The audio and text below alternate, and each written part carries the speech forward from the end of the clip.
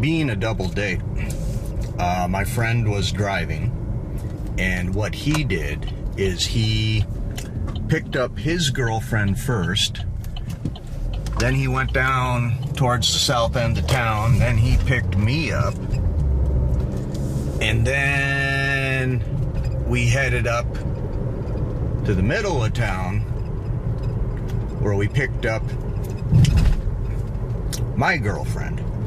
Now, my buddy's car was a Mustang. It was one of the newer ones, a 70-something. It was pretty beat, but he was glad to get that car despite the fact that it had no heat. I remember the time we all went up to Wisconsin, the Lenny's Silver Dollar Cafe, and we froze to death even with the blankets. He got pulled over for speeding, but when the cop asked about the blankets and we told him, the cop got so hysterical. I mean, he was laughing his butt off, and he let my friend off because we were freezing. He thought it was pretty pathetic. Well, we were all part of the York crowd, and in those days we used to have the smoking area over there, and you know, the drinking and the drugs, that was pretty common here in Elmhurst in those days. And our thing that night is we were going to go out, we were going to get liquored up, see a movie, and enjoy ourselves. Now, somewhere along the way, we had obtained booze. I had a big tall bottle of Southern Comfort, in which in those days we were always pretty careful to make sure we purchased the bottle that was 100 proof as opposed to the 80 proof. And my buddy, he got a hold of a full bottle of Jack, and we stuck it under the seat of the car, and like a lot of people did in those days, we were gonna cop a buzz and see a movie. Usually what we'd do is we'd go over to the theater, we'd sit in the parking lot and, you know, put down the beer, put down the booze, go to see the movie, and then in theory we were straight enough after the movie to drive home or whatever. You know, talk about mayhem on the highway. I'm not justifying any of this. But here's the thing. We go to pick up my girlfriend, and my girlfriend, Margie, fake name by the way, names have been changed to protect the innocent. We go to pick up Margie, and I go up to the front door, ring the bell, and she comes out, and there's Mom in the living room, and she waves, says hi, and there's a little bit of chit chat, and right away, I notice, she's been drinking.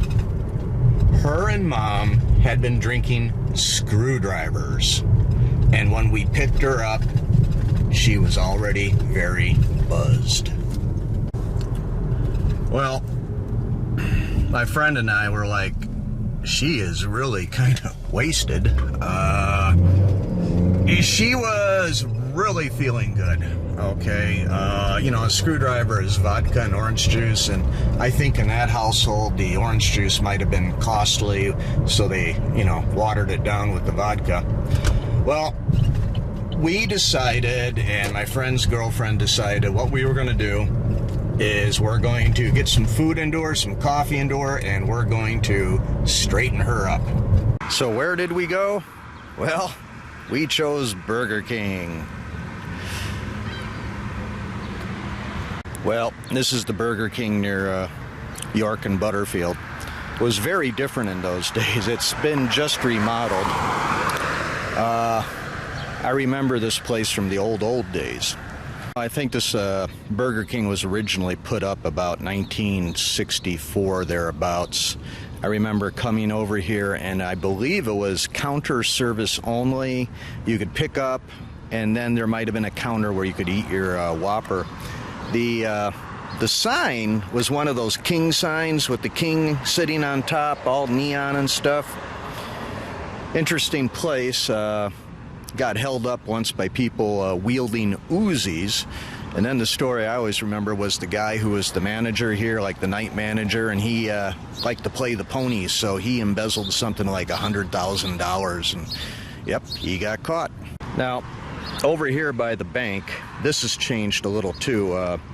The bank got expanded, this way towards the Burger King. At the time this story takes place, just about in here, this was all grass and there was some fir trees and stuff. Well, we pulled into the parking lot and we parked right over here somewhere. And then we all went inside. The first thing the two girls did is they went straight back to the restroom. I think that's either a female tradition or an Elmhurst female tradition. My buddy and I, we went up to the counter and we ordered some burgers and some coffee. Another thing that was different in the era, late 70s, maybe this was 1980s, thereabouts, there was a lot of rowdyism at the McDonald's and the Burger Kings in town. And what would happen is these fast food restaurants would hire security to keep an eye on the place on Friday and Saturday nights, you know, to keep the fights down and stuff. And for that reason, there was an Elmhurst police officer here at the restaurant when we showed up. We were leaving. I was holding the bag of food and coffee. My buddy's got the car keys. He's ready to get into the car. The girls are laughing and talking, and they're coming along. And Officer Marcoli of the Elmhurst Police Department followed us outside, and he confronted us. He points to my girlfriend Margie and he goes, "This girl is drunk and I'm gonna search that car." Now Officer Marcoli, he's just shouting at us.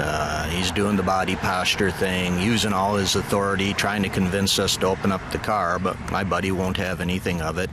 Just telling the cop, "You have no probable cause here. You got no reason to search the car. This woman was already intoxicated." I'm trying to tell the cop, and it's going bad. And I'm not understanding why my buddy isn't opening the car. Well, I'm kind of a passive sort of person, and I figured resistance to this guy would make things even worse. So I'm trying to talk my buddy, "Let's open the car up, let him search, let him search, let him do it." And my buddy says, "No way." And I'm trying to talk to him, and the cop says to me, "You need to shut up." I'm like, "I'm trying to help you here so you can search the car." And the cop looks at me and he says, "If you say one more word, you're going to be placed under arrest." Well, okay, I let the cop go on for a little while, and they weren't making any progress, and I said, "Excuse me, sir, if you just give me a moment, I am sure that I can convince him to open up." And Marcoli cuts me off. "You're under arrest. You are under arrest." And then he turns to the manager of the Burger King. I don't know. It must have been a late 1970s phenomenon with fast food restaurants and stuff. But it would seem to me in my casual observations that for whatever reason, fast food restaurants were managed by white males who were no more than 5'4" and had dweeby little mustaches. Well, this restaurant manager was out in front of the place watching us. You know, we had started to attract quite the crowd. There was like a couple of dozen teens, young adults. There were other people, the employees, and then this manager. And when the cop said, "Call me back up," well, the manager called back up. Well, somehow during those intervening few minutes, we were able to slip the car keys to the girls. And while all the crowd was hanging out outside, the officer was so distracted that he didn't notice that one of the girls opened up the car, slipped into the car, removed the 2 bottles of booze, was able to throw one of them over into the grass over here and under a tree, but the other one, she didn't quite have time, and she was only able to chuck it underneath the car. That's York and Butterfield over there. And I was standing right in front of the Burger King when 3 squad cars all come flying around the corner. They come screeching to a halt right here, and 5 cops get out. They approached us like a football team rushing squad or something. They came at us pretty fast, and big cop in the center, the guy in charge, is like, "What's going on here? What's going on here?" And I said, I really don't know, but I'm under arrest. And I stuck both my hands out, both my wrists out, and I said, cuff me, take me away. Well, it was interesting because that cop looks at me and he says, nope, nobody's under arrest here. What's going on? And Officer Marcoli walks up to my girlfriend, Margie, and he points at her, and a real slow, long growl comes out of his mouth and throat, and he points at her, puts his finger right up to her nose, and he says, this girl is drunk, and I'm gonna search that car. You know, I don't always give all the information up front when I tell these stories, but this is what happened. That cop was right there in front of us. He's looking at us in our double date party. He looks at my girlfriend, and the first words out of his mouth are, Margie, what are you doing here? Your father's watch commander tonight. 40 some years later, I can still remember that. Now, I knew it was inevitable that somebody in the police department would recognize the girlfriend. I just didn't know it would go down like that. But since I kind of had a feeling it was going to happen, when those 5 police officers came into the parking lot, I kept my gaze on Officer Marcoli the whole time. And when the police officer says, your father is watch commander tonight, I was looking directly at Marcoli's face, and all the color completely drained out of his face. He started doing and you know, I don't know what it's like to be a cop. It's a hard job. I don't think I personally could do it, but it's got to be really weird when you find out that the person you're about to arrest is your boss's daughter. Well, Marcoli still hadn't given up. He knew something was up, and we explained, you know, okay, she was intoxicated, and now it's coming out that we're not like hoodlums or thugs or something. Here we are, me and my buddy are doing the thing that a gentleman does. He does not take advantage of a woman who's intoxicated. You know, here we are, the gentleman, trying to put food and coffee into her to get her to straighten up. And Marcoli is slowly starting to understand the picture, but he still wants to go after that car. In the meantime, we had let my buddy know quietly that the girls had purged the booze from inside the car, and there was no booze in the car. Now, thankfully, in those days when Ford manufactured cars, the ignition key was also the key for the locks on the doors, the car doors. So the ignition would open the car doors. The trunk key was completely separate. Now my buddy realizes the car is mostly okay, so he understands that the moral leverage is switched over to our side. So he looks at these cops. He's like, why, of course you can search the car. I just didn't think that this man should search my car because he was wrong and he was violating my rights. Oh, yeah, sure. So the cops search the car. They find absolutely nothing inside the passenger compartment, but one of the officers looked underneath the car and he found the bottle of Southern Comfort. And he pulls it out and he sees there's about 2 inches of booze left in, and he says, Southern Comfort, almost empty. Too bad. That's good stuff.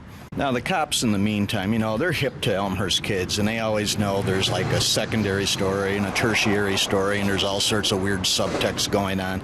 So they didn't necessarily take our word for it. So the one cop, you know, quietly looked at Margie and, now, Margie, we're going to call your mother, and we're going to ask her about this story.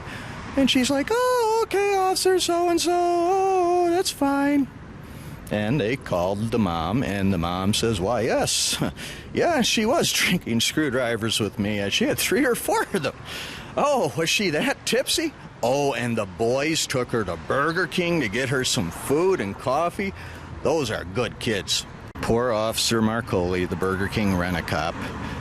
He was pretty much defeated, but the only thing that did come around eventually was between the police officers and Daddy, who was watch commander down at the station, and Mom, it was decided that Margie should go home. And they took Margie along with my friend's girlfriend, and they drove her back over to the house. And that left just me and my buddy. Now, I never did quite figure out what the next thing was about. Apparently, my friend's demeanor gave concern to the Elmhurst officers. And what they did is, you know, this whole thing was done and over with, and we were free to go. But they looked at the two of us, and they said, you know something? You shouldn't be driving. And they pointed to my buddy, and they looked at me. Little did they know. You need to drive. You need to drive this car, because I think he's on something under the influence, and you got to drive. I'm like, sure, okay, fine. Well, I don't want to give you the impression that we were, like, enjoying this or anything like that. That'd be the furthest thing from the truth. I mean, we were going to go out. We were going to have fun. Whatever movie it was, we wanted to see it. And now the date was over, the night was pretty much over, and I'm driving my friend's Mustang, and we're coming up the hill here on Butterfield, and I'm like, what the hell is wrong with you? Why didn't you let him search? This thing would have been over an hour ago. And he quietly looks at me and he says, well, you remember a month and a half ago when I went up to Wisconsin, me and my brother, and we went hunting? I'm like, yeah. And he's like, well, I never took the guns and the ammo out of the trunk, and I don't have a valid ID on me, and I knew if they found the guns, if they found those shotguns, it would be really, really bad. Well, yeah, that night kind of wore down, and I got shut down. Again, things have changed in Elmhurst. You know, there's zero tolerance now for pretty much any sort of youth drinking. The police really don't have the discretion they used to have. And I'm not seeing the rent-a-cops at the Burger Kings or McDonald's anymore. Now, maybe that's been resolved. I don't know. But, you know, maybe they all moved on to White Castle. That was another whole thing in the 70s, you know, going to White Castle after you get liquored up and go looking for a fight. Well, I'm the only one left in the area. Everybody else has moved on. They go to better lives. I still occasionally go into that Burger King, and yeah, I get a giggle when I think of that story. And, you know, I'm not trying to run down any police or rent-a-cops or fast food restaurants or anything. But if I had to distill this story down into a few words, it was all for that one moment when the lead officer came up to us and says, Margie, what are you doing here? Your father's watch commander tonight. For the good old days of the 1970s.